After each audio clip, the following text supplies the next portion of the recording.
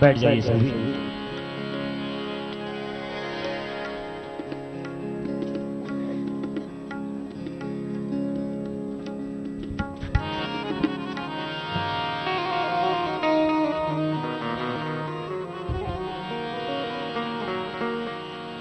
आइए 2 मिनट प्रभु के चरण में प्रार्थना।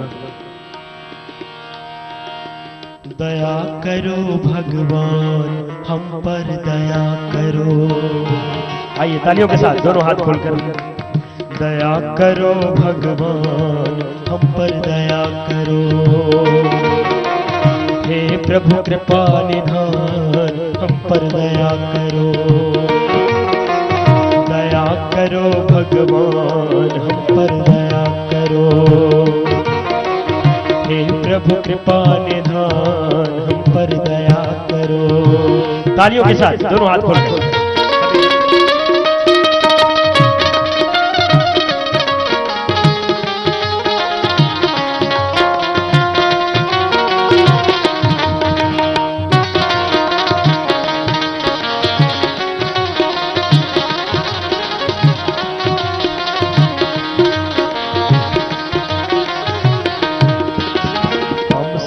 आए शरण तुम्हारे, हम सब आए शरण तुम्हारे।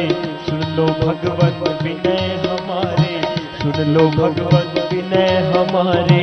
दो बुद्धि का दान हम पर दया करो। दो बुद्धि का दान हम पर दया करो।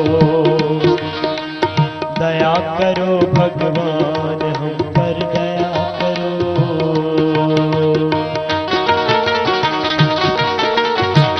तन्मयता के साथ सभी करें।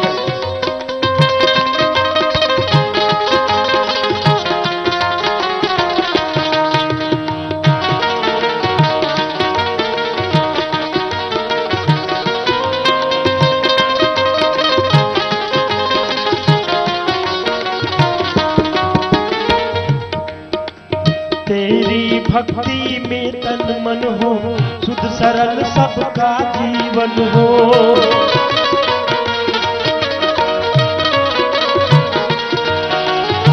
तेरी भक्ति में तन मन हो, शुद्ध सरल सबका जीवन हो। शुद्ध सरल सबका जीवन हो। जीवन बने महान हम पर दया करो। जीवन बने महान हम पर दया करो। दया करो भगवान हम पर दया करो। हे प्रभु कृपा निधान हम पर दया करो। दया करो भगवान हम पर दया करो। दया करो भगवान हम पर दया करो। परम पिता स्वामी जी चरणों में कोटि कोटि नमन। ओम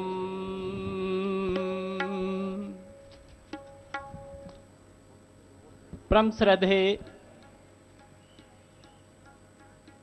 योग गुरु स्वामी जी महाराज,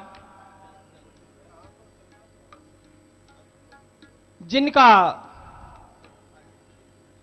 इस देश ही नहीं दुनिया के 200 देशों में आस्था के माध्यम से हम सूर्य देव से पहले प्रातः में दर्शन लाभ लेते हैं और उन दर्शनों के द्वारा जो पूरी दुनिया को योग के द्वारा हम स्वास्थ्य लाभ कर रहे हैं, ऐसे योग ऋषि स्वामी जी महाराज के चरणों में मैं अपनी वंदना करते हुए इस मंच की संचालन के लिए आज्ञा मांगते हुए दीप प्रज्वलन के लिए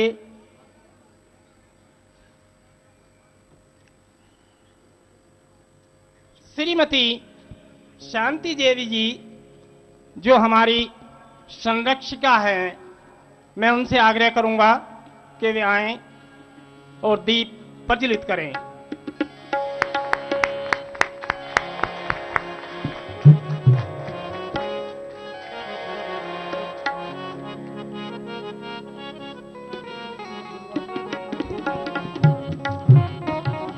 श्रीमती नीलम जी,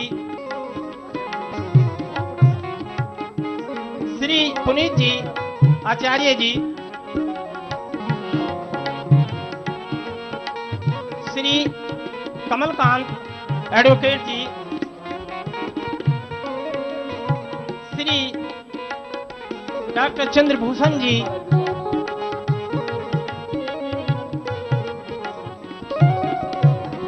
श्री ईश्वर सिंह जी, श्री रमेश चंद्र जी, श्री कपिल जी, नगर पालिका अध्यक्ष जी, हमारे यहां नगर के जनप्रतिनिधि, प्रथम नागरिक बहन दीपा जी,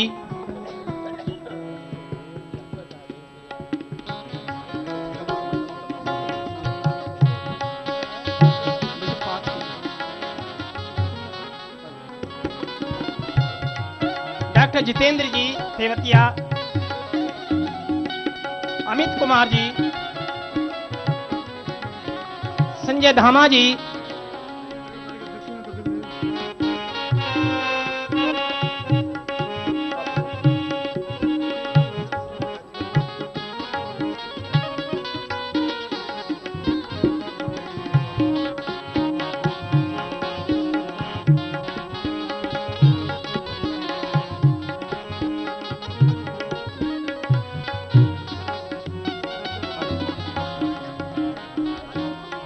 सुभाष चंद्र जी, राजीव राणा जी,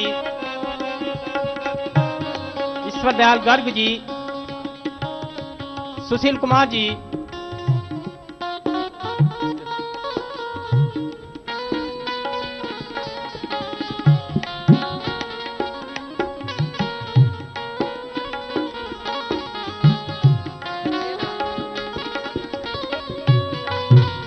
ललित कुमार जी,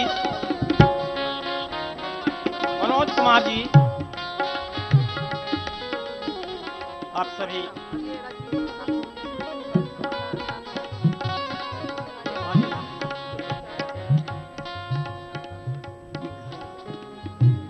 अभी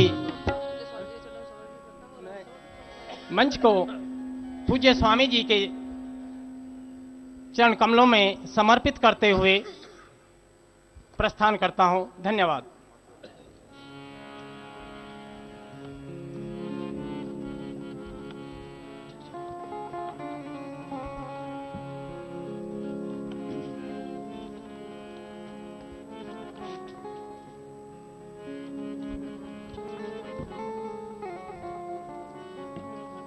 मुजफ्फरनगर की इस ऐतिहासिक धरती पर भोर होने से पहले ही 5 बजे से पहले ही आप सब भाई बहन पवित्र योग अनुष्ठान के लिए आए और इस अनुष्ठान के लिए हमारे सभी भाई बहनों ने बहुत श्रद्धापूर्वक सहयोग प्रदान किया है। मैं पूज्य माता शांति देवी जी, भाई संजय धामा जी, श्रीमती डॉक्टर रीता मोहन जी, भाई राजवीर जी, हरीश जी, पुष्पेंद्र जी, कपिल देव जी, प्रमीला संगल जी जो हमारे लाइफ मेंबर भी हैं, भाई रवि दत्त जी, आर.के. वर्मा जी, संजीव जी सहित तमाम उन भाई बहनों को जिन्होंने इस अनुष्ठान के लिए सहयोग प्रदान किया, सभी सामाजिक संस्थाओं को जिन्होंने इस आयोजन के लिए सहयोग दिया, सभी हमारे मीडिया के भाइयों को, पुलिस और प्रशासन के भाइयों को धन्यवाद देते हुए हमारे यहाँ के सभी कार्यकर्ता, भाई श्री डॉक्टर DML गर्ग जी, भाई डॉक्टर चंद्रपाल जी, श्री अनूप वर्मा जी, RC गुप्ता जी, सुभाष जी सहित यहां बहुत ही ऊर्जा से काम कर रही बहन नीलम और तमाम उन कार्यकर्ताओं का जिन्होंने प्रत्यक्ष परोक्ष रूप से इस यज्ञ में सहयोग प्रदान किया, और भाई राकेश जी के मार्गदर्शन में सभी कार्यकर्ताओं ने पूरे उत्तर प्रदेश में जिस तरह से झांसी से लेकर के अभी मुजफ्फरनगर और मुजफ्फरनगर के बाद आगे गाजीपुर से दोबारा से ये कार्यक्रम शुरू हो रहे हैं, और गाजीपुर से शुरू होकर के फिर इलाहाबाद और लखनऊ होते हुए मिर्जापुर चित्रकूट में ये प्रथम चरण की यात्रा उत्तर प्रदेश की भारत स्वाभिमान के दूसरे चरण की यात्रा पूर्ण होगी, और इसके बाद पुनः आएंगे, आप सबको जगाएंगे, पूरे देश को जगाएंगे, अपने जीवन का भी निर्माण करेंगे और एक नए राष्ट्र का भी निर्माण करेंगे। और आप सबको भी इस पूरे अनुष्ठान में पूरी ऊर्जा के साथ आगे बढ़ना है। आज वैदिक आश्रम दूधाखेड़ी और उसके बाद बुढ़ाना होते हुए शामली के आज कार्यक्रम है, और उसके बाद हम आगे बढ़ जाएंगे। आज हमारे मंच पर हमारे पूज्य श्रद्धेय स्वामी जी महाराज योगी राम धर्म प्रकाश जी भी हमारे बीच में हैं, हम उनका भी अभिनंदन करते हैं। और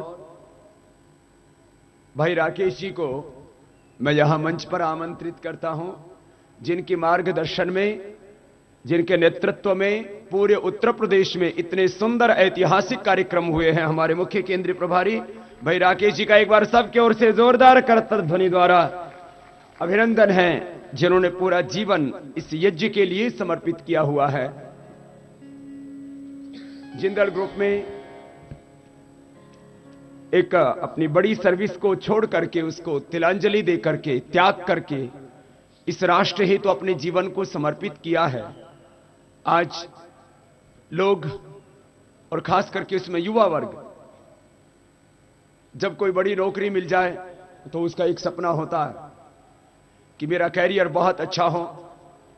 अपने कैरियर को तिलांजलि देकर के नेशन के कैरियर को, राष्ट्र के निर्माण को अपने जीवन में सर्वोच्च प्राथमिकता देना, यह कोई छोटी बात नहीं होती है। भाई राकेश जी ने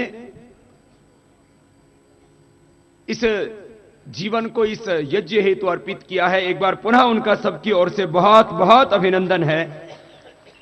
भाई राकेश जी, भाई जयदीप जी और बहन सुमन, ये जो हमारे मुख्य केंद्रीय प्रभारी हैं, इनके नेतृत्व में केंद्रीय प्रभारी, राज्य प्रभारी और सारे कार्यकर्ता मिलकर के इस अनुष्ठान को बहुत निष्ठापूर्वक आगे बढ़ा रहे हैं। आइए हम सब भी मिलकर के इस अनुष्ठान के लिए अपना समय, अपनी शक्ति, अपनी ऊर्जा लगाएं और व्यक्ति निर्माण और राष्ट्र निर्माण के आत्मोन्नति, राष्ट्रोन्नति, आत्म परिवर्तन, व्यवस्था परिवर्तन और आत्मनिर्माण से, युग निर्माण से लेकर के इस पूरी धरती को दिव्यता से भरने के लिए जो योग का पावन अनुष्ठान है उसमें प्रवेश करते हैं। दोनों हाथ ध्यान मुद्रा में लंबा गहरा श्वास भरते हुए भावपूर्वक, श्रद्धापूर्वक इस भगवान की कृपा का आह्वान करते हैं, जो प्रभु सृष्टि के कण कण में और हमारे हृदय में विराजमान है, जिससे ये सारा जहान है, जो पिंड में है, ब्रह्मांड में है, सबको बनाने वाला, सबको चलाने वाला, बिना बनाए कुछ बनता नहीं, बिना चलाए कुछ चलता नहीं। हम सबके मस्तिष्क में जो निरंतर प्रेरणा दे रहा है, ज्ञान दे रहा है, उत्साह दे रहा है, निर्देश दे रहा है, संदेश दे रहा है, हमें प्रतिपल जो संभाले हुए है, वो प्रभु जो सबको बनाने वाला, सबको चलाने वाला और अंत में सब जिसमें समाहित हो जाते हैं, वो ब्रह्म, उसकी कृपा का आह्वान। ये तो वा इमानि भूतानि जायन्ति ये न जातानि जीवन्ति यत् प्रयन्ति अभिसंविशन्ति तद्विजिज्ञासस्व तद्ब्रह्मेति। आइए लंबा गहरा श्वास भरते हुए उस प्रभु की कृपा का आह्वान।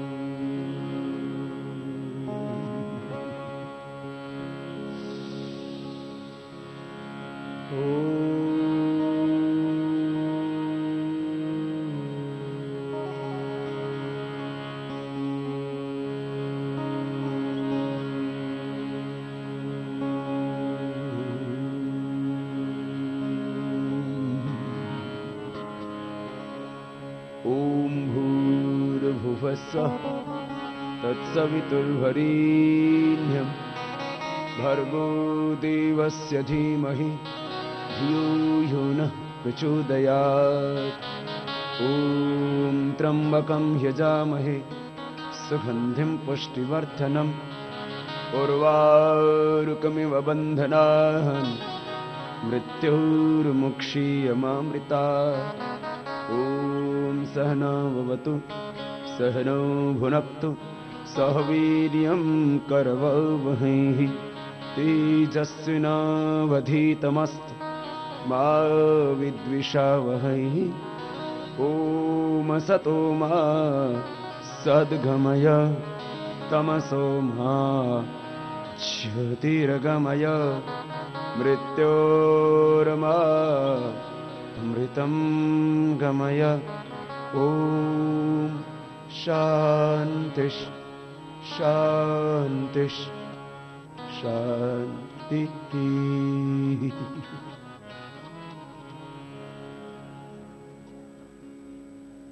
योग भारतीय धर्म दर्शन अध्यात्म और संस्कृति का सार तत्व है। योग मात्र एक शारीरिक व्यायाम नहीं, योग मात्र आसन और प्राणायाम भी नहीं, एक संपूर्ण चिकित्सा पद्धति है रोगियों के लिए और आम इंसान के लिए, आम आदमियों के लिए यह एक संपूर्ण जीवन पद्धति है और योगियों के लिए यह एक संपूर्ण जीवन दर्शन है, एक साधना पद्धति है, यह मुक्ति का मार्ग है। सांख्य, योग, न्याय, वैशेषिक, वेदांत, मीमांसा आदि 6 दर्शनों से लेकर के 11 उपनिषदों से लेकर के 4 वेदों से लेकर के संपूर्ण भारतीय धर्म दर्शन अध्यात्म और संस्कृति में योग, मैंने कहा, मूल तत्व है, श्रेष्ठ तत्व है। और उस योग तत्व का अभ्यास करने के लिए आप सब भाई बहन तैयार हैं? तो आइए, आपको इस योग के अभ्यास का जो पूरा क्रम है उसका प्रबोधन देते हैं और पूरे अभ्यास क्रम को आत्मसात करते हैं। अब योग इतना बड़ा दर्शन है, हमें तो योग दर्शन ही समझ में नहीं आए, फिर षड दर्शन, 11 उपनिषद, हम वेदों से लेकर के सभी तंत्र ग्रंथों से लेकर के हठ योग प्रदीपिका, घेरंड संहिता से लेकर के योग तत्व, मैंने कहा, बहुत विराट।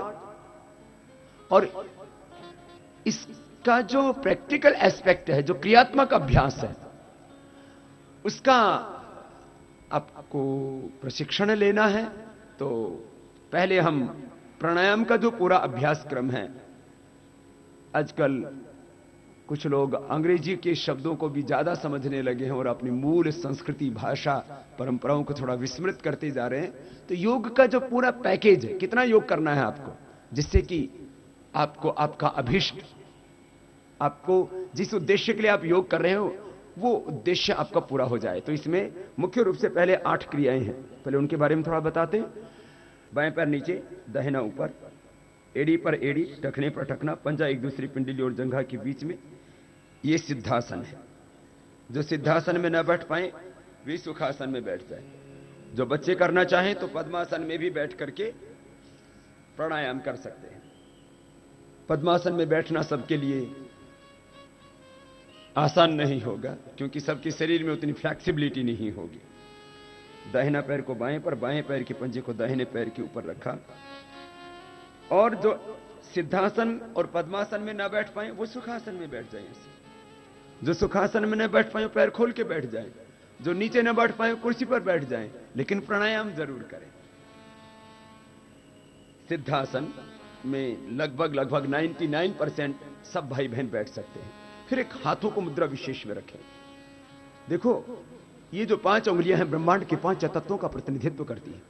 अंगूठा अग्नि का, तर्जनी वायु का, मध्यमा आकाश का, अनामिका पृथ्वी का, सबसे छोटी अंगुली जल तत्व का प्रतिनिधित्व करती है। ध्यान से सुनना, याद भी रखना और फिर करना भी। अंगूठा किस तत्व का प्रतिनिधित्व करता है? भूल गए? ध्यान से सुना ही नहीं। अग्नि का। तर्जनी सबसे चंचल है ना, वायु का। मध्यमा सबसे बड़ा तत्व क्या है? आकाश का। सबसे बड़ी है ना बीच वाली। फिर ये पृथ्वी तत्व का, और सबसे छोटी उंगली जल तत्व का प्रतिनिधित्व करती है। इन अंगुलियों को यूं भिन्न भिन्न प्रकार से मिला देने से भिन्न भिन्न मुद्राएं बनती हैं, जिनका हमारे शरीर पर, हमारे मन पर, हमारे चित्त पर, हमारी चेतना पर बहुत गहरा प्रभाव पड़ता है। यह ध्यान मुद्रा है स्ट्रेस के लिए, तनाव के लिए, मन की एकाग्रता को बढ़ाने के लिए, ज्ञान को बढ़ाने के लिए, ध्यान में गहरा प्रवेश पाने के लिए यह ध्यान मुद्रा। ऐसे बैठने मात्र से मन शांत हो जाता है। इसलिए हमारे बड़े बुजुर्ग अक्सर इस मुद्रा में बैठ करके ही भगवान का भजन किया करते थे, ध्यान साधना किया करते थे, उपासना किया करते थे। यह ध्यान मुद्रा। फिर ये वायु मुद्रा, गैस्ट्रिक के लिए, अर्थराइटिस के लिए, जोड़ों के दर्द के लिए। ऐसे बैठने मात्र से आपका जोड़ों का दर्द कम हो जाता है, ESR कम हो जाता है, यूरिक एसिड कम हो जाता है, आर फैक्टर पॉजिटिव से नेगेटिव आने लगता है, आपकी हड्डियों को स्ट्रेंथ मिलती है ऐसे बैठने मात्र से। क्यों? क्योंकि ऐसे बैठने से हड्डियों का मेटाबॉलिज्म अच्छा होता है। ऑस्टोब्लास्ट ओस्टोक्लास्ट सेल्स, ये हड्डियों की मूल कोशिकाएं हैं। यदि ये ऑस्टोब्लास्ट ओस्टोक्लास्ट सेल्स बैलेंस रहे तो आपकी हड्डियां कमजोर नहीं हो सकती, अर्थात आपको ऑस्टोपिनिया, ऑस्टोपोरोसिस का रोग, चाहे वो यूरिक एसिड का बढ़ना, चाहे गाउट की प्रॉब्लम, अर्थराइटिस, गठिया की प्रॉब्लम, ये नहीं होंगी ऐसे बैठने मात्र से। ऐसे बैठ करके ऐसे भस्त्रिका करना, कपालभाति करना,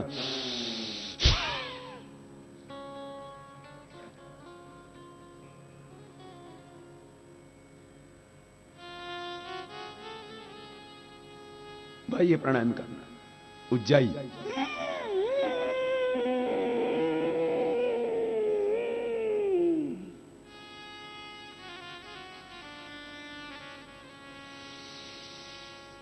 अनुलोम विलोम,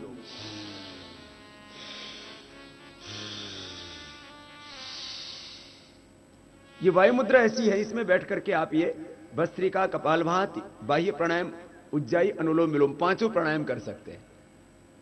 फिर भ्रामरी में तो मुद्रा चेंज हो जाएगी। फिर उद्गीत प्राणायाम,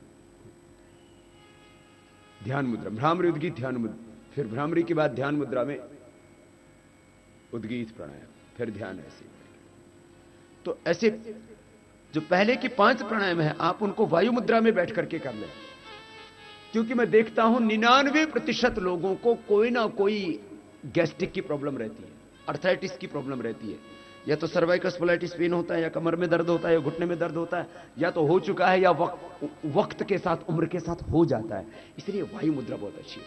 हां, जिनको कर्ण रोग हो, कान बहते हो, जैसे कान के पर्दे में छेद है। मैं आपसे अभी थोड़ी देर में यही बात करने वाला हूं वापस कि एक एक बीमारी योग से कैसे ठीक होती है, पूरी प्रामाणिकता के साथ। कितनी देर कौन सा प्राणायाम कितनी दिन तक करना है, फिर हर रोज कितनी देर करना है, फिर कितने दिन तक करना है, तो कैसे आपके कान के पर्दे के छेद भर जाते हैं, कैसे आपकी आंखों का चश्मा दूर हो जाता है, कैसे आपका माइग्रेन पेन क्योर हो जाता है, कैसे डिप्रेशन आपका 100% ठीक हो जाता है। मात्र डिप्रेशन ही नहीं, सिजोफ्रेनिया जैसी बीमारियां ठीक हो जाती है, एपिलेप्सी की प्रॉब्लम, मिर्गी के दौरे आने बंद हो जाते हैं, पैरालिसिस की बीमारी ठीक हो जाती है।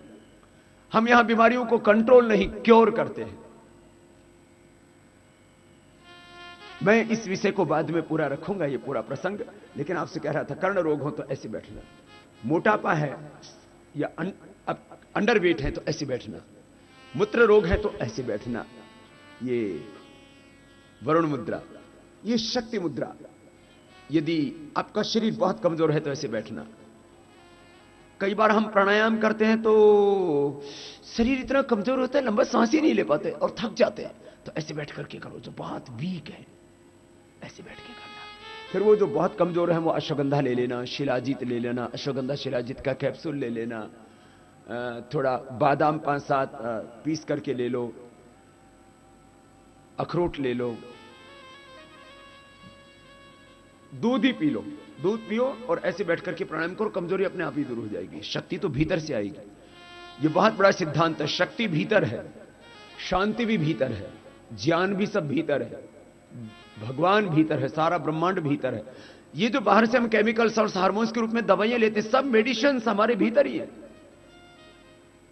ये शक्ति मुद्रा, ये अपान मुद्रा। मल्टीपल डिजीज है, आपको एक साथ कई बीमारियां, बीपी भी है, शुगर भी है, हार्ट की प्रॉब्लम है, अर्थराइटिस है, अस्थमा है, स्किन डिसऑर्डर्स हैं, पेट की बीमारी है, स्ट्रेस बहुत ज्यादा रहता है, मन बेचैन अशांत रहता है, कई बीमारियां एक साथ हैं। कुछ कहते हैं बाबा जी मेरा तो शरीर बीमारियों का ही घर हो गया है, तो वो ऐसे बैठे। इस मुद्रा का नाम है अपान मुद्रा, बॉडी को डिटॉक्स करने के लिए। ये एंटीटॉक्सिन का काम करती है ये मुद्रा, ये एंटीऑक्सीडेंट का काम करती है ये मुद्रा। आजकल इसके लिए दवाइयां भी चल पड़ी हैं, बॉडी को डिटॉक्स करने के लिए। एंटीऑक्सीडेंट टैबलेट, एंटीटॉक्सिन टैबलेट, जैसे नींबू को एंटीटॉक्सिन मानते हैं, एंटीऑक्सीडेंट मानते हैं।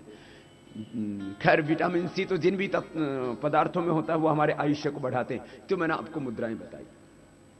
चलिए अब आपको ये प्राणायाम बता रहे हैं। प्राणायाम मुख्य 8 हैं, फिर सहयोगी प्राणायाम भी आज आपको थोड़ा बताएंगे, फिर वापस आपको जो है आसन बताएंगे, व्यायाम बताएंगे, सूक्ष्म व्यायाम बताएंगे, फिर प्राणायाम और ध्यान वापस आपको प्रैक्टिकल करवाएंगे पूरा। भस्त्रिका प्राणायाम देखिए, विधि बहुत जरूरी है, मेथड और टाइमिंग।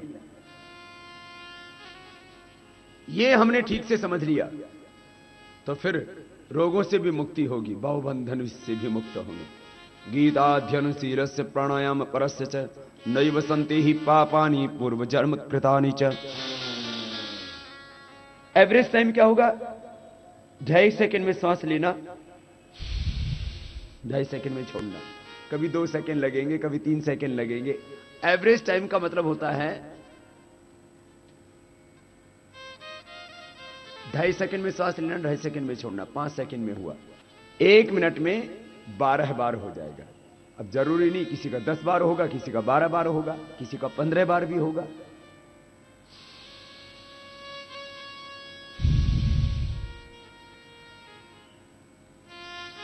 दस, 12 या 15 बार 1 मिनट में होगा। हम यदि एवरेज टाइम 12 का गिनते हैं तो ऐसे 5 मिनट करना है, और असाध्य रोगों में 10 मिनट करना है, तो अस्थमा क्योर हो जाएगा, तो आपके ऑटोइम्यून डिजीज दूर हो जाएंगे, असले की प्रॉब्लम, एमएस की प्रॉब्लम, बहुत बड़ी बड़ी बीमारियां। मैं एक बात कह देना चाहता हूं बीच में ही, प्राणायाम कराते कराते कर लो थोड़ी देर, तो ये रहेगा। अब इसमें गलत क्या है? गलत ऐसे, ये गलत है। हाथ उठा करके झटके मारते हैं, गर्दन में झटका मारते हैं, कुछ तो पूरे झटके मारते हैं, हाँ कुछ ऐसे कराते हैं,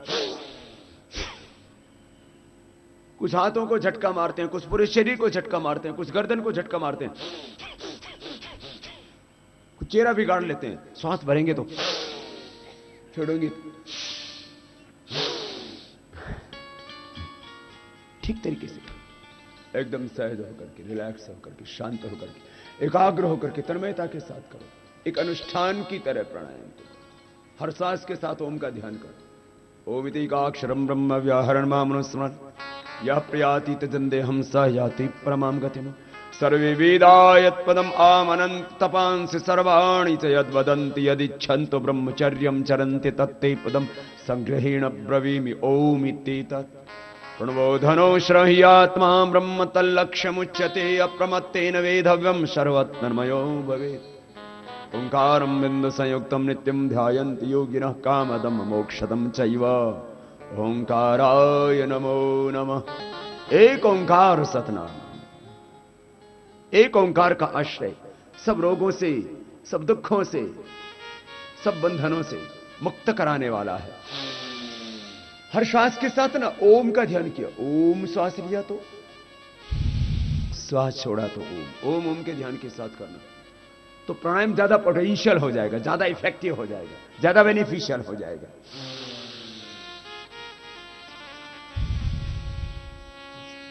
अब बहुत कमजोर है तो और धीरे कर लेना। हार्ट की प्रॉब्लम है, हार्ट की प्रॉब्लम है, बीपी हाई है तो कोई भी प्राणायाम बहुत फोर्सफुली नहीं करना।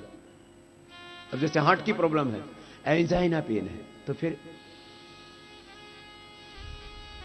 बहुत धीरे धीरे भस्त्रिका करना, बहुत धीरे धीरे कपालभाति करना। ज्यादा तेज करने से बीपी शूट अप हो जाता है। दो बातें मैं कहना चाहता हूं। कपालभाति के ऊपर दो तरह की रिसर्च हुए हैं। एक पहले रिसर्च किया गया कि कपालभाति फोर्सफुली करने से बीपी बढ़ जाता है, हार्ट के ऊपर एक्स्ट्रा प्रेशर आता है। फिर हमने ही रिसर्च किया और इंटरनेशनल जो जर्नल्स हैं, मेडिकल साइंस में इंटरनेशनल जर्नल्स को सबसे बड़ा एविडेंस माना जाता है, उन इंटरनेशनल जर्नल्स में उसको पब्लिश भी किया। डॉक्टर शर्ले हमारी इस देश की बहुत बड़ी साइंटिस्ट हैं, पतंजलि योगपीठ की भी जो रिसर्च डिपार्टमेंट हैं उनके नेतृत्व में वो काम कर रहे हैं। हमने इसके ऊपर रिसर्च किया। फिर दूसरा कि कपालभाति प्राणायाम देखो, इसके एक तो है 100 या 100-120 की स्पीड, ये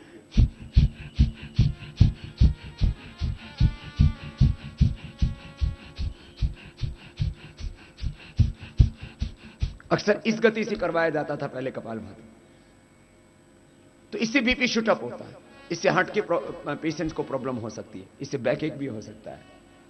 लेकिन जो पूर्ण स्वस्थ व्यक्ति वो करे कोई दिक्कत नहीं, तो फिर कुंडलिनी जागरण भी होता है। आप आधा घंटा ऐसे ऐसे कीजिए तो अपने आप आपके शरीर के अंदर अलौकिक क्रियाएं होने लगेंगी, अद्भुत क्रियाएं होने लगेंगी। सेल्फ हीलिंग, सेल्फ रियलाइजेशन की प्रक्रिया अपने आप घटित होगी।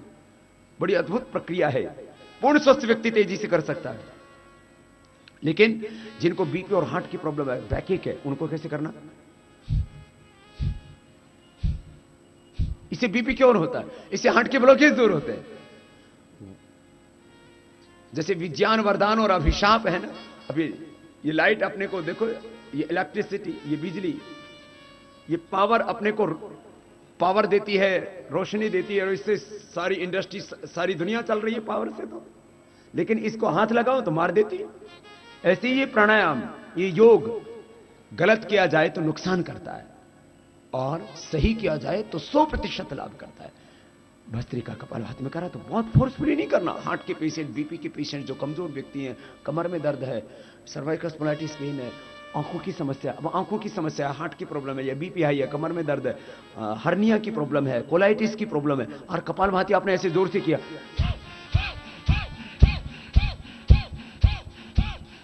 तो शूट अप हो जाएगा।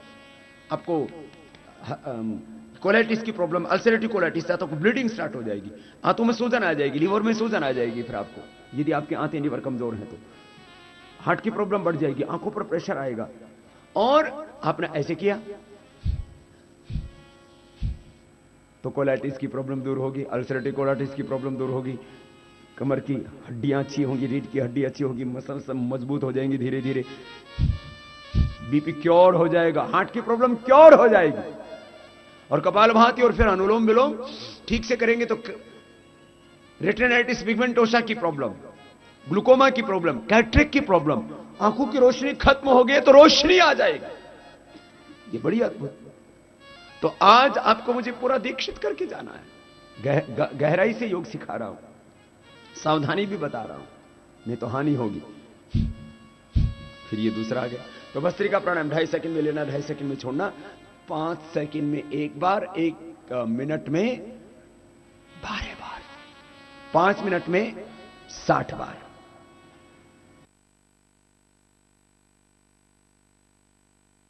बार सामान्य रोगों में प्राणायाम की मात्रा 5 मिनट भस्त्रिका, 15 मिनट कपालभाति, 5 बार बाह्य प्राणायाम, 5 बार उज्जाई, 15 मिनट अनुलोम विलोम, 5 बार भ्रामरी उद्गीत और 5 मिनट कम से कम ध्यान। ये सामान्य हो गया प्राणायाम। बेसिक नॉलेज आपको दे दिया है इसका। अब एडवांस सुन लो। असाध्य रोग है तो फिर सभी प्राणायाम की जो मात्रा है, जो समय है, टाइमिंग है, प्रैक्टिस का जो समय है वो डबल हो जाएगा। फिर एक प्राणायाम का, जैसे कपालभाति कर रहे हैं, एक राउंड कितनी देर का, एक आवृत्ति, फिर गैप कितनी देर का। तो इसके ऊपर भी साइंटिफिक स्टडियां की हैं। ऐसे नहीं कि आपको मैं बोल रहा हूं और आप बस मान लें। इसके ऊपर पूरी साइंटिफिक स्टडी की कि आपको प्राणायाम से पूरा लाभ पाना है ना। कपालभाति कम से कम 5 मिनट कंटिन्यूअस करना, फिर 5 मिनट के बाद 1 मिनट का गैप, फिर 5 मिनट के बाद 1 मिनट का गैप, और प्रैक्टिस होने के बाद आप कंटिन्यूअस 15 मिनट 15 मिनट कर सकते हैं। ये प्राणायाम का मेथड बता रहा हूं और इसका टाइमिंग बता रहा हूं। और खास बात यह कहना चाहता हूं कि हमने प्रामाणिकता के साथ योग से रोग मुक्ति की है। ऐसे तो सभी मीडिया के भाई हमारे इस पूरे अनुष्ठान में साथ हैं, चाहे वो खाली उत्तर प्रदेश की ही नहीं, पूरे देश की बात कर रहा हूं। और उत्तर प्रदेश में भी, चाहे वो दैनिक जागरण हो, चाहे अमर उजाला हो या हिंदुस्तान हो, फिर स्थानीय अखबार हो, चाहे जैसे यहां रॉयल बुलेटिन है, मुजफ्फरनगर बुलेटिन है, आज समाज, शाह टाइम्स, दैनिक सच कहो, नव भारत, डीएलए, दैनिक भास्कर, नई दुनिया, पंजाब केसरी आदि सभी को हम धन्यवाद करते हैं। कल पंजाब के हिंदुस्तान के संपादकीय में एक संपादकीय लिखा गया, योग से रोग मुक्ति। ये कितनी प्रामाणिक है। दरअसल हमारे देश के अंदर उस बात को बहुत जल्दी एक्सेप्ट कर लेते हैं जिसको अमेरिका कहे। बोला अब अमेरिका के साइंटिस्टों ने भी मान लिया है कि योग मात्र एक शारीरिक व्यायाम नहीं, यह एक चिकित्सा पद्धति भी है। तो एकदम से मान लेते हैं आंख बंद करके, अरे अमेरिका खुदा नहीं, जो अमेरिका कहे वही सच है। अमेरिका जिस बात के ऊपर ठप्पा लगा दे रहा तो बोलते हैं ये सही है। अरे अपने ऋषि मुनियों की ये धरोहर है, ये विरासत है, उनकी ये सबसे बड़ी हमारे लिए देन है। और योग संपूर्ण चिकित्सा विज्ञान पहले भी था, आज भी है, और आगे भी इस पूरी दुनिया को यदि स्वास्थ्य मिलेगा और शांति मिलेगी, कहीं समाधान मिलेगा, तो वो योग ही है। इसके अलावा कोई रास्ता नहीं है। नान्य पंथा विद्यते अनाय। सुनो, मैं आपसे बात कर रहा था, कपालभाति कर लो थोड़ी देर अभी मेरे साथ। मैं कुछ मूलभूत बातें अभी बता देना चाहता हूं। योग से जो रोग मुक्ति वाला जो प्रश्न है, देखो, एक फिजिकल फिटनेस वाला प्रश्न हो गया, एक्सरसाइज वाला प्रश्न हो गया, उसके ऊपर मैं अभी आगे आऊंगा। रोग मुक्ति के लिए मैं बात कर रहा हूं पूरी प्रामाणिकता के साथ, साइंटिफिक एविडेंसेस के साथ। कपालभाति करो। योग से जो रोगों के मिटने की बात है, देखो, एक तो होता है बीमारियों को कंट्रोल करना, एक होता है फिटनेस के लिए एक्सरसाइज करना, जनरल फिटनेस एक्सरसाइज के लिए माना। योग के सभी आसन व्यायाम सब लाभप्रद है। लेकिन जो रोग मुक्ति वाली बात है, जैसे थायराइड की क्योर होने की बात, बीपी के क्योर होने की बात, कान के पर्दे के छेद भरने की बात, आंखों का चश्मा से लेकर के आंखों की तमाम क्रिटिकल प्रॉब्लम्स के क्योर होने की बात, साइनस के क्योर होने की बात, लिकोडर्मा, स्क्लेरोडर्मा, एक्जिमा की क्योर होने की बात, अर्थराइटिस, चाहे गाउट हो, चाहे वो रोमेटॉइड अर्थराइटिस हो, किसी भी तरह के अर्थराइटिस के क्योर होने की बात कपालभाति करते हैं। वो कैसे होती है? हेपेटाइटिस क्योर होता है, किडनी की प्रॉब्लम क्योर होती है, कोलाइटिस क्योर होता है, हार्ट के ब्लॉकेज दूर होते हैं, ब्रोंकाइटिस दूर होता है, लंग फाइब्रोसिस दूर होता है साहब, SLE MS की प्रॉब्लम। अब ये जब मैं बोलता हूं तो संपादकीय में लिखा कि बाबा जी कई बार अतिरंजित कर देते हैं योग के लाभों को। मैंने कभी अतिरंजित नहीं किया। पत्रकार है, वरिष्ठ पत्रकार है, जो बुद्धिजीवी हैं, वो सब इस पुस्तक को पढ़ना। इसमें हमने योग के पूरे scientific study, scientific research, scientific evidence और पूरे प्रमाण के साथ एक एक बीमारी के कि हमने कैसे कैंसर को ठीक किया, चाहे वो ब्लड कैंसर था, चाहे वो बोन कैंसर था, चाहे ब्रेस्ट कैंसर था, चाहे यूट्रस का कैंसर था, चाहे पिट्यूटरी ग्लैंड का कैंसर था, ब्रेन ट्यूमर में भी पिट्यूटरी ग्लैंड का कैंसर बहुत ही सीरियस होता है, उसका ऑपरेशन भी नहीं हो सकता क्योंकि उसमें आदमी के पैरालिसिस की मरने की संभावना होती है। ये सारे एविडेंस हैं इसके अंदर। ये पुस्तक यद्यपि 4 कलर में है, बहुत अच्छे पेपर पर है, करीब 200 रुपए की इसकी लागत आती है। हम इसको 50 रुपए में उपलब्ध कराते हैं। किसके लिए? कि कम से कम साइंटिफिक सोच तो बने हमारी, हम जाने कि वास्तव में योग विज्ञान क्या है, योग साइंस क्या है। चलिए, योग विज्ञान के बारे में बात कर रहा था। किसी भी प्रॉब्लम के क्योर करने की बात वो प्राणायाम से होती है। हां, आसनों से, जैसे बैक एक है, आपको कमर में दर्द है तो आसन से आपको 100% लाभ मिल जाएगा। लेकिन आपको अस्थमा है, आपको बीपी है, आपको थायराइड की प्रॉब्लम है, इनफर्टिलिटी है, जो तमाम तकलीफें हैं, वात पित्त कफ का असंतुलन है, सप्त धातुओं का असंतुलन है, शरीर का, इंद्रियों का, मन का असंतुलन है, आपको स्वास्थ्य चाहिए, संपूर्ण स्वास्थ्य, आपको शक्ति चाहिए, शांति चाहिए, तृप्ति चाहिए, मुक्ति चाहिए, उसका मार्ग है प्राणायाम। प्राणायाम से अपने आप प्रत्याहार होता है, फिर धारणा होती है, फिर ध्यान होता है, फिर समाधि लगती है अपने आप। आप प्राणायाम करो, जैसे बीज वो अपने आप वृक्ष होता है, तो प्राणायाम ये बीजारोपण है साधना का, समाधि का। प्राणायाम का परिणाम होगा प्रत्याहार अपने आप हो जाएगा। स्विषया संप्रयोगी चित्तस्य सर्वप्रकार इंद्रियाणाम प्रत्याहार देशबंध चित्तस्य धारणा तत्प्रत्येकतानता ध्यानम तदेव अर्थमात्र निर्भासम सर्वोपशन्यम समाधि त्रयम एकत्र संयम तज्जयात प्रज्ञानोक तस्य भूमिश विनियोग प्रातिभात वा सर्वम। अब ये योग का बहुत गहरा विज्ञान आपसे कहा मैं। जब वो योग चित्त वृत्ति निरोध से लेकर के तपस्याध्यायश प्रधानानि क्रिया योग, चाहे वो समाधि योग की बात हो, चाहे क्रिया योग की बात हो, चाहे अष्टांग योग की बात हो, चाहे राजयोग की बात हो, चाहे कैवल्य योग की बात हो, चाहे वो ज्ञान योग हो, चाहे वो भक्ति योग हो, चाहे कर्म योग हो। गीता के 18 अध्याय तो 18 प्रकार का योग ही तो है। आप लोग कपालभाति करते हो और खाली सुनने लग गए आप तो। बोले बाबा जी आप इतना अच्छा बताते हो ना, तो फिर हम भूल जाते हैं कि प्राणायाम करना भी है। कर लो, करो सब।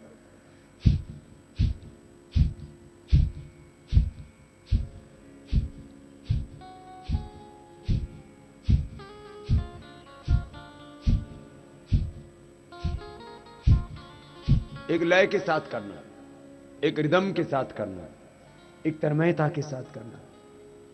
प्राणायाम करते करते आप एकाग्र हो जाते हैं, अपने आप शांत हो जाते हैं।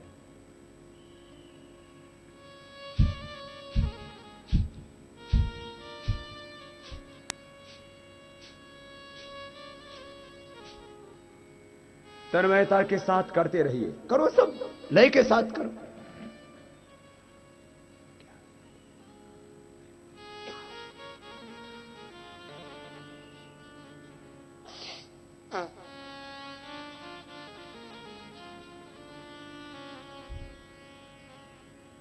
और ऐसे ही आपको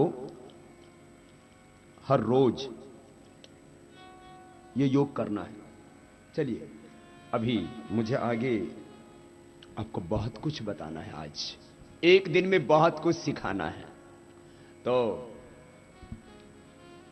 भस्त्रिका आपको बताया, कपालभाति बताया, एक एक बार सब प्राणायाम बता दिए। एक बार फिर से देख लीजिए सभी प्राणायाम, और इन्हीं प्राणायामों से सब रोगों से भी मुक्ति होगी। और मैंने थोड़ी देर पहले कहा था, गीताध्ययनशील से प्राणायाम परस्य च नैव संति ही पापानि पूर्व जन्म कृतानि च। कुछ दोष, कुछ क्लेश, कुछ वासनाएं जन्म जन्मांतरों से हमारे संस्कारों में और उस संस्कार जन्य पूर्व जन्म कृत जो हमारे विकार हैं, दोष हैं, क्लेश हैं, वासनाएं हैं, उनका भी विनाश होता है प्राणायाम से। ततः क्षीयते प्रकाश श्रावणम। देखो भस्त्रिका कपालभाति एक बार 5 मिनट के लिए ठीक से सीखने की कोशिश करेंगे, फिर आपको योग की जो क्रियात्मक प्रक्रियाएं हैं, जो प्रैक्टिकल एस्पेक्ट है योग का, वो पूरा एक बार सिखाएंगे, फिर वापस आपको प्राणायाम कराएंगे।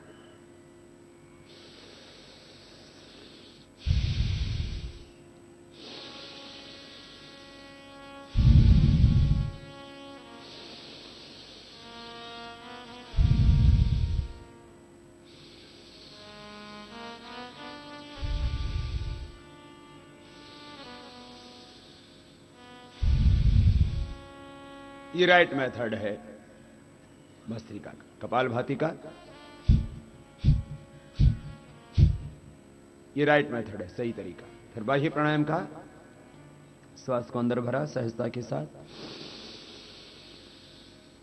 ऐसे करीब 3 से 5 सेकंड भरने में लगते हैं। फिर पूरा छोड़ दिया।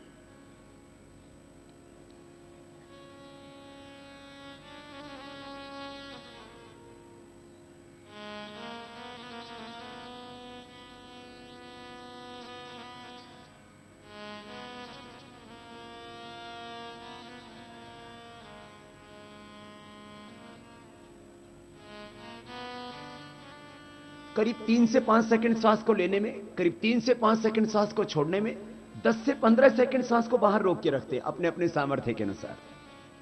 फिर 10 से 15 सेकंड सांस को बाहर छोड़ के रख दिया, फिर 3 से 5 सेकंड में सांस अंदर गया, तो एवरेज टाइम हो गया 20 से 30 सेकंड का बाह्य प्राणायाम का, एक बार का। ऐसे 3 से 5 बार कर लेना, अधिकतम 21 बार कर सकते हैं आप। ये शरीर की शुद्धि के लिए, कुंडलिनी जागरण के लिए बहुत जरूरी है। एक एक प्राणायाम के फिर अलग अलग लाभ हैं। भस्त्रिका का मुख्य जो प्रभाव है वो रेस्पिरेटरी सिस्टम पर पड़ता है और इससे ऑक्सीजन अंदर ज्यादा जाता है, तो एक एक सेल से लेकर के, एक एक सेल के रिसेप्टर से लेकर के, उसकी पूरी स्ट्रक्चर को से लेकर के उसकी पूरी करेक्ट को करेक्ट करता है भस्त्रिका।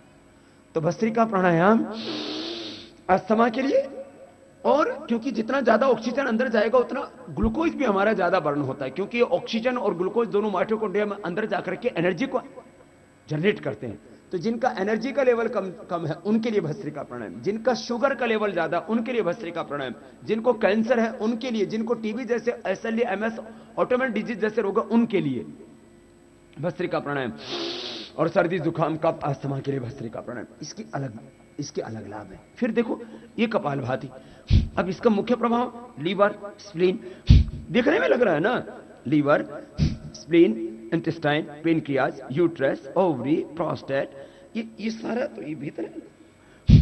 तो इंटरनल बॉडी की internal exercise, this is kapalbhati. सीधा सीधा राइट साइड में इधर लीवर है, देखो ये इधर लीवर है, ये इधर स्प्लीन है। जब आप मेडिकल साइंस पढ़ते हैं तो आपको ये सारी चीजें एक्सप्लेन की जाती हैं, फिर जो है मुर्दे को काट करके फिर दिखाया भी जाता है। विदेशों में तो बॉडी शो होते हैं, मैंने देखे हैं विदेशों में, वहां आदमी के शरीर को कुछ केमिकल लगा के प्रोटेक्ट कर देते, फिर अलग अलग हिस्सों को काट करके, यूट्रस, ओवरी, प्रोस्टेट से लेकर के, टेस्टिकल्स से लेकर के, और liver, spleen, intestine, pancreas, heart, ये सब एक एक चीज को दिखाते हैं वहां, तो बच्चों को पता लगता है हमारा शरीर क्या है। हमें तो बड़ों को भी नहीं पता है। तो देखो इधर ये पूरा, यूं तो शरीर रचना, ओहो बहुत रोमांचक, बहुत रहस्यपूर्ण है, बहुत वैज्ञानिक है भगवान की रचना। ये राइट साइड में लीवर, लेफ्ट साइड में स्प्लीन, फिर यहां इधर अंदर देखो, यहां इधर डीप में थोड़ा पेनक्रियाज, इधर स्टोमक, इधर है ये गॉल ब्लैडर, ये पूरी इंटेस्टाइन है, 32 फीट लंबी है, ऊपर छोटी आते हैं नीचे बड़ी आते हैं। फिर इधर डीप में किडनी है, फिर माताओं बहनों का यहां यूट्रस, ओवरी आदि है। यूट्रस में फाइब्रोइड्स हैं, ओवरी में सिस्ट है, फिलिपियन ट्यूब बंद है, पीरियड की कोई भी दिक्कत है, मेनोपॉज की कोई भी प्रॉब्लम है, छोटी बेटियों से लेकर के बड़ी माताओं तक उनको कोई भी प्रॉब्लम है। छोटी बेटियों को ब्लीडिंग की प्रॉब्लम होती है, over bleeding, under bleeding, leucorrhoea की प्रॉब्लम, जो है सफेद प्रदार उसको बोलते हैं, श्वेत प्रदार, रक्त प्रदार वो उसको बोलते हैं। तो आपको लिकोरिया की प्रॉब्लम है, ओवर ब्लीडिंग की प्रॉब्लम है, पीरियड कम या ज्यादा होता है, या हार्मोनल इंबैलेंस है, फिर पीरियड जब बंद होता है तो मेनोपॉज की प्रॉब्लम आती है, उस समय तो फिर एचआरटी पर ही जाना पड़ता है। बड़ी डेंजरस अवस्थाएं हैं ये, और सबके लिए ये कपालभाति, यूट्रस, ओवरी और फिलिपियन ट्यूब बंद है, पीरियड इरेगुलर है, किसी भी कारण से हार्मोनल इंबैलेंस है, उन सब के लिए। फिर पुरुषों की प्रोस्टेट के लिए, टेस्टिकल्स में स्पर्म पूरा नहीं बन रहा है, ओवरी में ओवम पूरा नहीं बन रहा है, किडनी की कोई भी प्रॉब्लम है, किडनी में स्टोन हो गया है, किडनी श्रिंक हो गई है, किडनी में स्वेलिंग आ गई है, किडनी के सेल्स डीजनरेट हो गए, पेनक्रियाज के सेल्स डीजनरेट हो गए, पेनक्रियाज में स्वेलिंग आ गई, पेनक्रियाटाइटिस, आंतों में स्वेलिंग आ गई, कोलाइटिस, लीवर में स्वेलिंग आ गई है, ये लिवर सिरोसिस, हेपेटाइटिस, फिर इसी तरह से फेफड़े में सूजन आ गई है, तो लंग फाइब्रोसिस और ब्रोंकाइटिस, ये हो बहुत प्रॉब्लम है अंदर की, जो भी प्रॉब्लम है ना। ये कपालभाति कितना जबरदस्त है, एक प्राणायाम, अरे साहब इसके तो लाभ बड़े जबरदस्त। तो कपालभाति के अलग लाभ है, फिर बाह्य प्राणायाम के मैं बोल रहा था, अभी सिखा रहा था, इसके अलग लाभ है। फिर उज्जाई के अलग लाभ, सीधा गले के ऊपर, थायराइड के ऊपर असर करता है। जिनको टॉन्सिल की प्रॉब्लम है बच्चों को, वो थायराइड का पॉइंट दबाना, त्रिकुटा सितुप्ला आदि बेहड़ा चूर्ण खा लेना, ये यहां से दबाना, ये उज्जाई प्राणायाम करना, भी सीधा इसका गले पर असर है। तो बच्चों को टॉन्सिल हो जाता तो काटने पड़ते। बहुत विदेशों में तो अब यही होने लग गया, बच्चों का टॉन्सिल कटवा ही देते हैं। मैंने यूके में देखा, अधिकांश लोग कटवा ही देते हैं, फिर उससे जिंदगी भर बच्चों का गला खराब रहता है, उनका स्वर अच्छा नहीं रहता है, स्वरतंत्र विकृत हो जाता है। तो कपालभाति टॉन्सिल के लिए, सर्दी जुकाम, कफ, नजला, खांसी, फिर थायराइड की प्रॉब्लम बहुत हो रही है आजकल, तो स्वर भंग जैसी प्रॉब्लम, वोकल कॉर्ड की 5 तरह की प्रॉब्लम्स हैं। जब हम बीमार होते हैं तो सबसे पहले कहां असर होता है?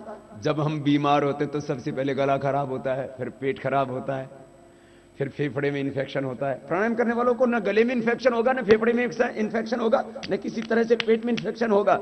और एक बात और सुन लो, बीमारियों के बहुत कारण है, जेनेटिक उसके रीजन है, पॉल्यूशन उसका रीजन है, और फिर आहार विचार की दिक्कतें उसमें कारण है, नींद ठीक से ना आना उसमें कारण है, सदाचारी आप नहीं है तो उससे भी बीमारियां होंगी, और ज्यादा ही दुराचार गड़बड़ करोगे तो एचआईवी जैसे और बीमारियां हो जाएंगी। बीमारियों के बहुत कारण, उसमें एक बड़ा कारण है वायरस। अब ये पूरी दुनिया तो वायरस से भरी हुई है, कितनी तरह के बैक्टीरिया है आपकी तरह, कितने वायरस हैं, और कोई भी मच्छर आ गया तुरंत वायरस दे जाता है, मारा और चला गया। कैसे बचोगे? डेंगू हो जाएगा, चिकनगुनिया हो जाएगा।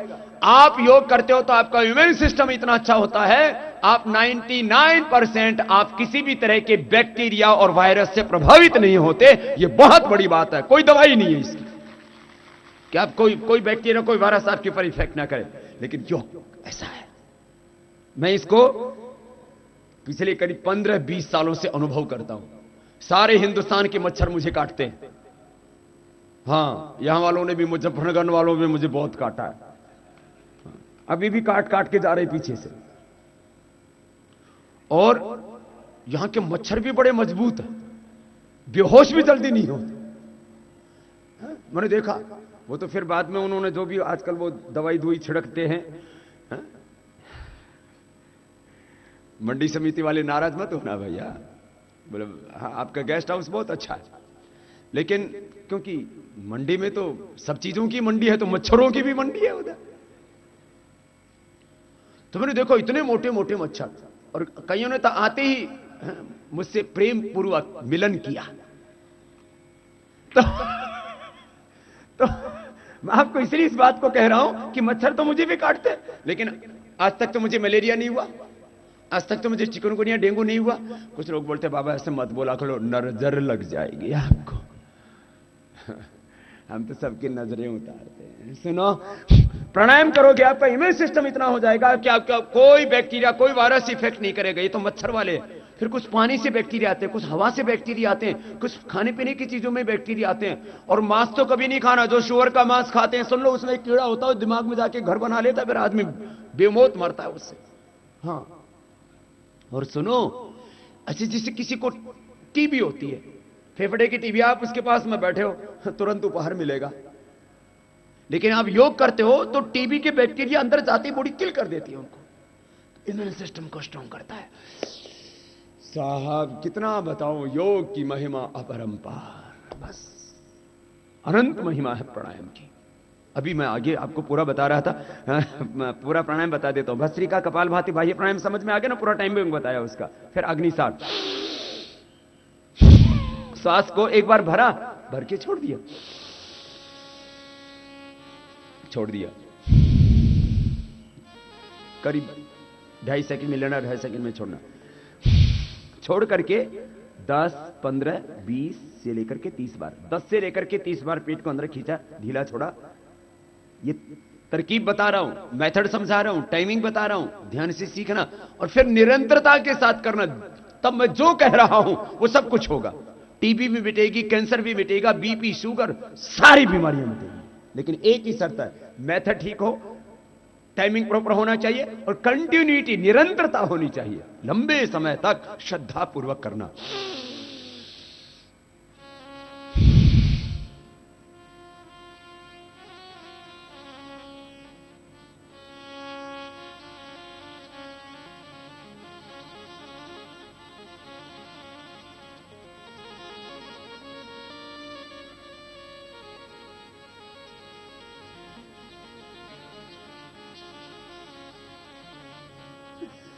तो कुछ 10 बार में, कुछ 15 बार में, 20 बार में थक जाएंगे तो थक जाए तो रुक जाना। तो ऐसे 3 से 5 बार ये प्राणायाम कर लेना। ऊंचाई में क्या होता है देखो, गले को टाइट किया,